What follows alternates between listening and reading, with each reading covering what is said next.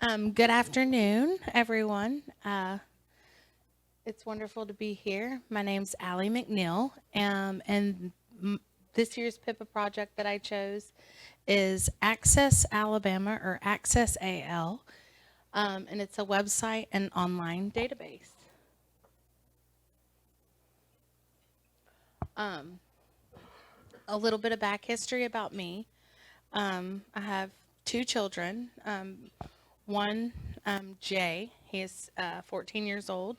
He has autism and epilepsy, and I have an adopted daughter with fetal alcohol syndrome. We've had the privilege of living all over the country due to my husband's job.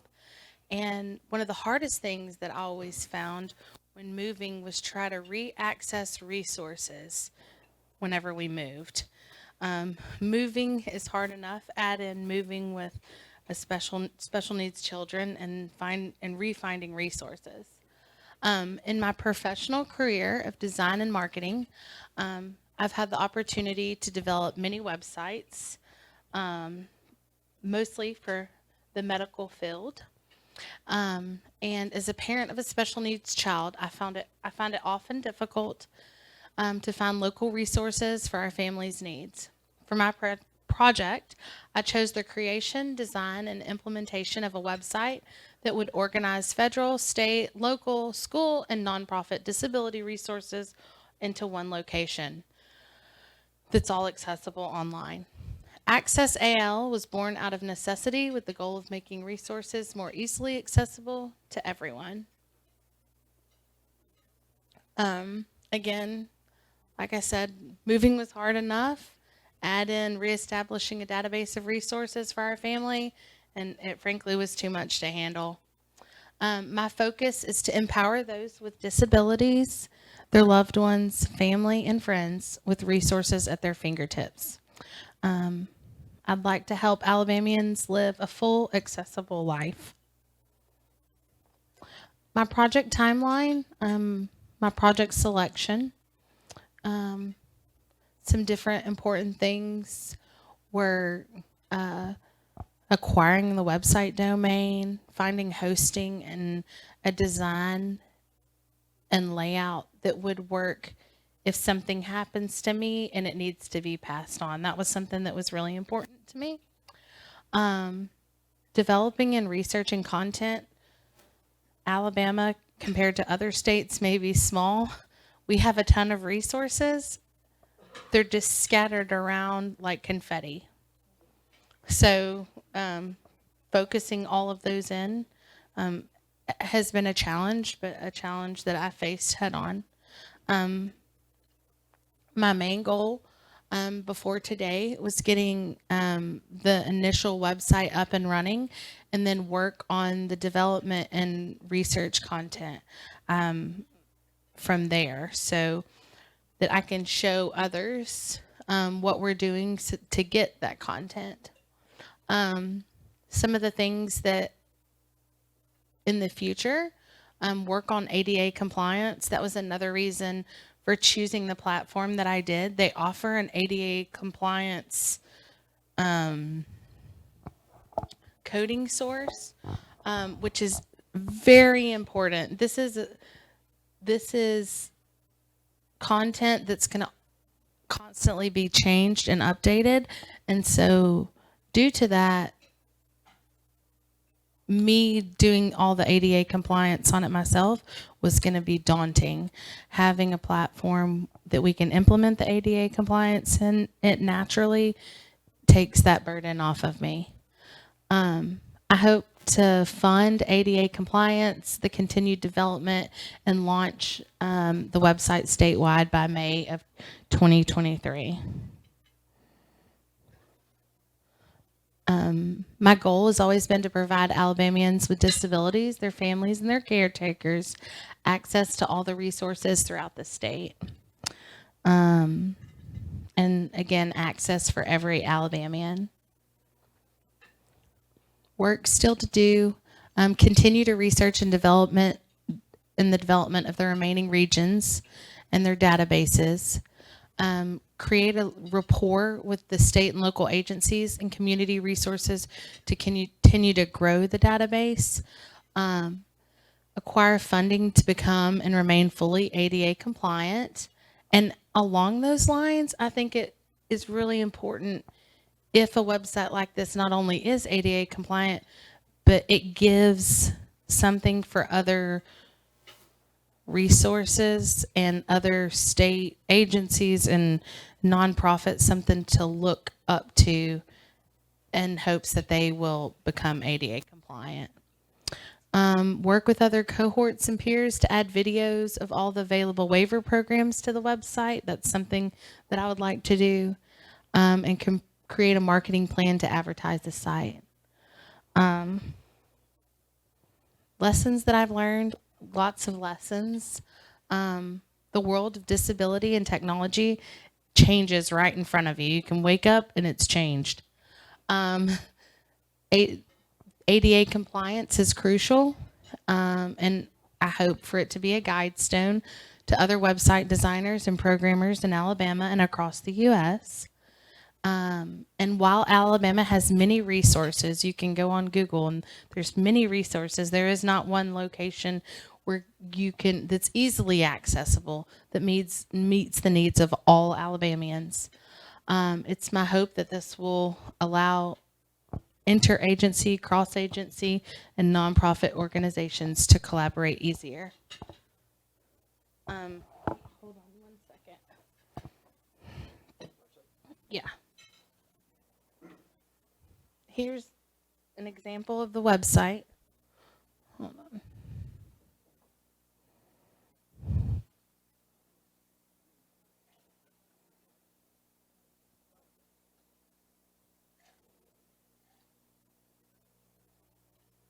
So we have resources, and as you can see, I've grouped them into regions.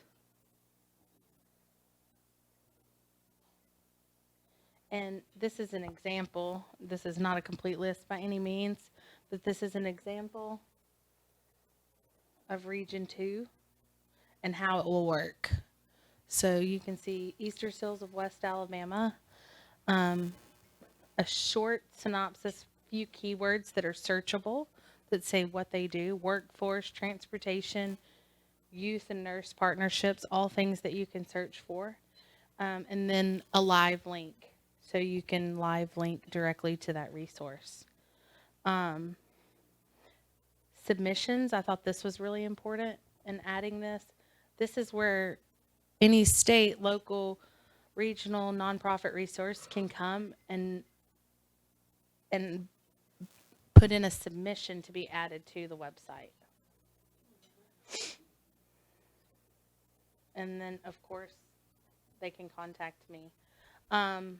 Again, growing those resources, as in growing the database of those resources and constantly updating the resources, is going to be my next hurdle along with funding. So, does anybody have any questions? Linda? Thank you. I have a question. What does your husband do, and how long are you going to be in Alabama? We're going to be in Alabama forever. My husband is a developmental textile chemist. Yeah.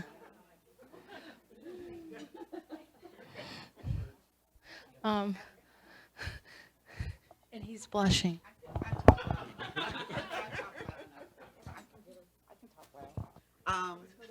Oh, Ally, it's just a suggestion.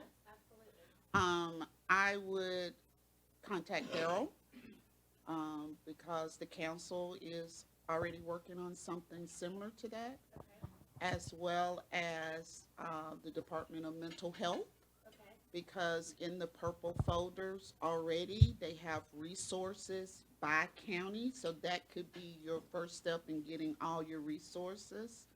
And then I would also suggest that you talk to the STEP clinic in Birmingham as well. And that would get you kind of resource fat, for better lack of word.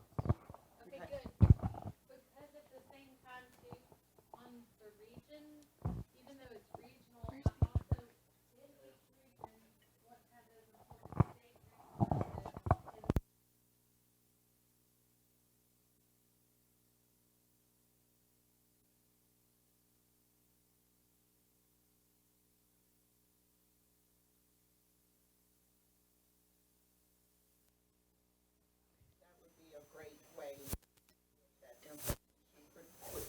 Okay. I had a quick question for you. Have you considered creating a nonprofit to support your website long term? I have, but I would need to speak with you. I would be happy to help you in that endeavor. Okay, thank you, Jenny. I was just asking to offer my services. I was curious, have you thought about contacting the local governments throughout Alabama that have developed disability councils? Because that's a wealth of resources. I have talked to, like I was telling Linda, I've talked to